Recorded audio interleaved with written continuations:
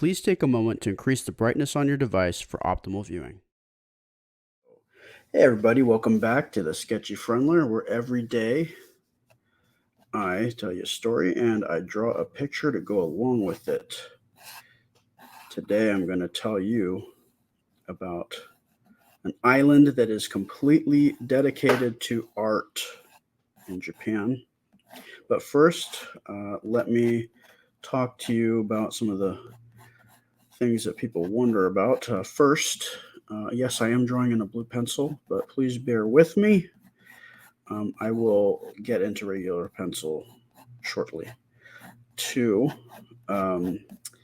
if you cannot see what I'm drawing, just crank up the brightness on your viewing device all the way up. My recommendation to you. And three, if this is too small for you, you're watching on your cell phone, just turn your cell phone horizontal so the image fills up the screen and gets larger that way. So without any further ado, let's do this. So I wanted to tell you about a place that I went to when I was in Japan. If you are into art, especially like modern art, some classic art, but mostly modern art, and you're in Japan, I would definitely recommend that you add to your itinerary going to Naoshima Art Island, which is down. You have to go down south into the Shikoku region of Japan, but it's an island. You take a ferry out to, and you can stay there, or you can stay in the port city, just outside, just on the other side of the, close to where you take the ferry from, in the town there. But it's an island that's used to be, I think, a sugar manufacturing or refining island, but it was repurposed into an island that was dedicated to art installations. And one of the main artists that is featured there, and I'm drawing one of, or my interpretation of one of her installations, is Yayoi Kusama, who's a very beloved Japanese modern artist. And she has a she struggles with mental illness, but one of the things that she's really fascinated with are these Japanese pumpkins. So she makes these giant pumpkins. Unfortunately, this drawing that I'm doing right now is of one of the installations that is no longer there, and that is because a typhoon swept it out to sea. And earlier this week, I drew a picture that was about a typhoon, so it's kind of interesting that I'm touching on that again. You know, typhoons can be serious. When I was in, not so much, but they can do a lot of damage, just like any natural disaster. And unfortunately, this particular piece did not survive. There is another pumpkin there, but there's a lot of different artists and a lot of different installations. So, like if you're into Claude Monet, there's a giant piece that's there of his that's amazing. You can get right up to it.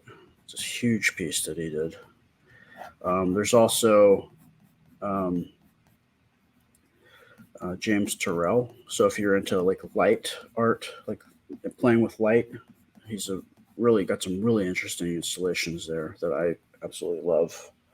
And there's a number of there's a few different museums there. They even have like a James Bond museum, which I thought was kind of funny. But there's a lot of different art museums, and you can take you can rent electric bicycles, and you can ride around and tour all the different museums that way. Or we took a bus that was a little bit faster and easier. But that is really an interesting place, and be sure to, if you do want to go, figure out how to book all that stuff in advance, or as much in advance as possible. There's some stuff you have to do on the island when you get there, but I think some stuff you got to book in advance. or at least research it. Don't just go there expecting to check stuff out without doing your due diligence. Um, but it's a beautiful, it's in the inland sea, the Seto Inland Sea in Japan. If you've ever been there, heard of it, it's an amazing area, and the views from the island are really cool. So you have just the fact that there's all these art things there, but it's also cool because you get to see all the natural kind of things you'd see out there if you go to an island, right? Um, so it's really definitely something I would recommend. Um, if you're trying to think of things to do while you're in Japan and you're into art, it's something that I don't think a lot of people outside of people in Japan know about. So it's definitely not your typical thing that you'd go visit as a foreign tourist in Japan. But definitely I recommend. I'd go again because there's some things that I didn't see. There's actually, I think, either one or two other art islands that I didn't get a chance to go to, and those are definitely something I would love to check out if I had time the last time, or if I go again. I don't know when that would happen, but I definitely would recommend it to anybody who's traveling to Japan. Um, there's if you have money, there's some really fancy hotels on that island too. If you just want to hang out there on the island itself, and there's not a lot to do there, but if you just kind of want to chill out. Now, I didn't. I stayed at a little B&B in the port city that you take the ferry from, and it is run by Japanese man, but he lives in New York most of the time, and he comes back, certain times a year during the tourist season to kind of like manage the place. But he's been in the United States for a while, so you can talk to him about stuff, and he's fluent in English. He's a cool guy. His name was Max, I think. Or that's what he goes as. Don't know if that's his actual name, but cool dude. Um, but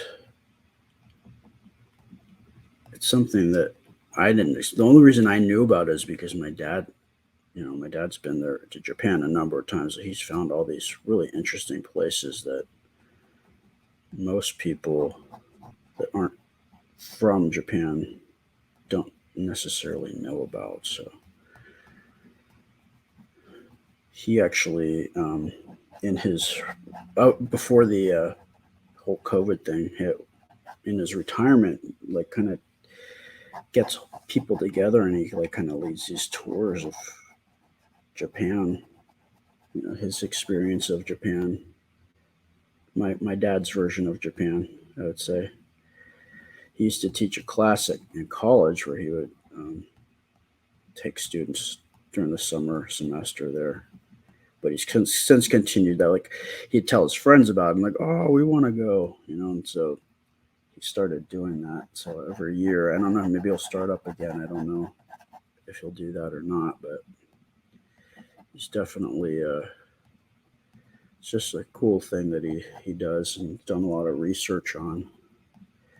And I'm excited just that Japan is kind of opening up its borders again.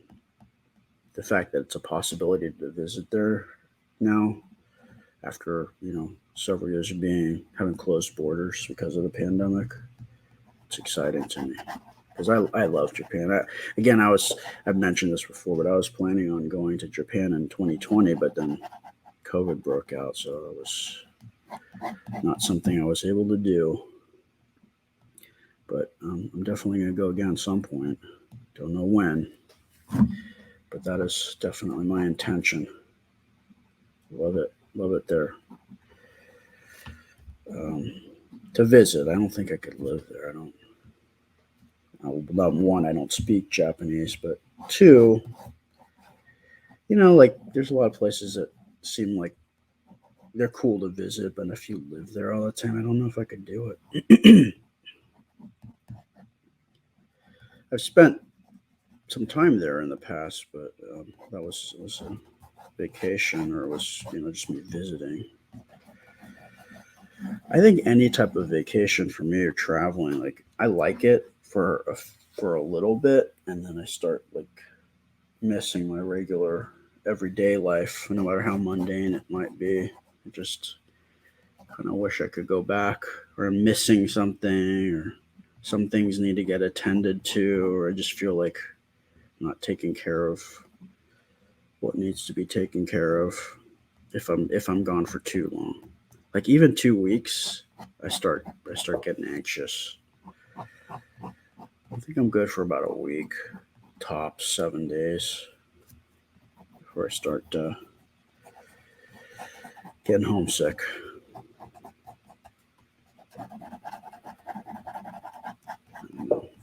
What do you think? What do you guys? Do you guys? Could you go on a vacation and never come back?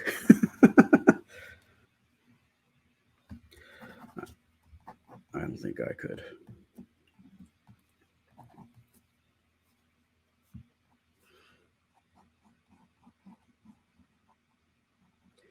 But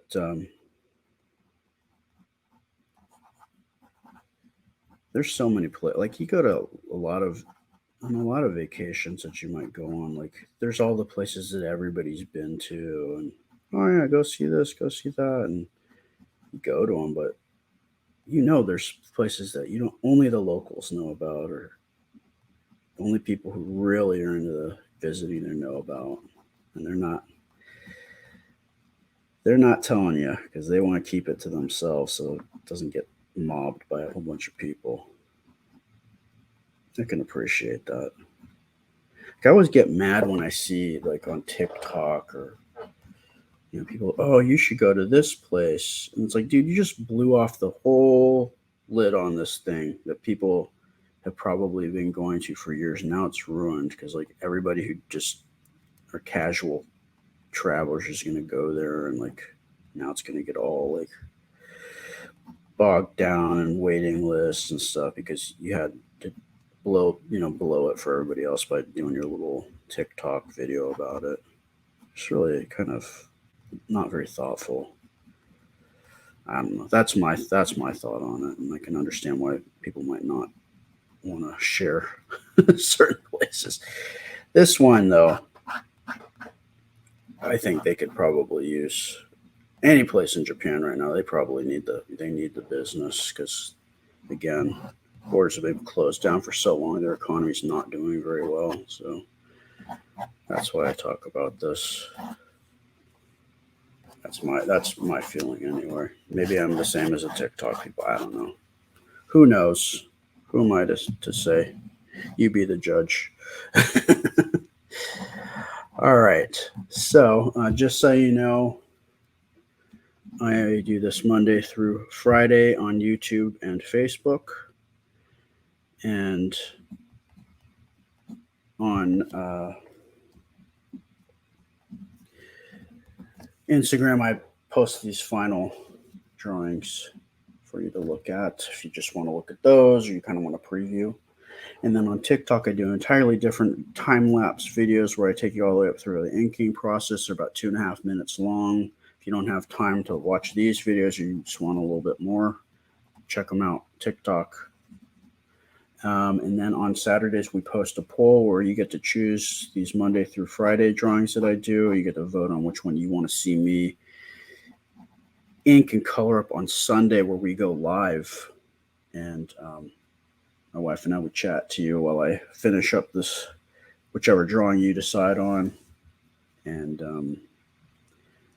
then on, uh, let's see, what else am I forgetting here? Oh, my artwork is available as merchandise on the AMC Princess Anna webpage, amcprincessanna.com, the shop tab, and it's the Sketchy Friendler collection where I have like t-shirts, sweatshirts, tumblers, mini tumblers, digital prints. Those aren't actual paper prints or digital prints that you can then print out on, high quality paper canvas if you want, or put it on a t-shirt, on a sticker, whatever you want to do. It's up to you. You buy it, you get to do it. You get to print it out however you want to print it out. And I think that should do it. I Again, always, I appreciate you. I look forward to drawing for you guys all the time, and I will see you guys soon. Thank you very much. Take care.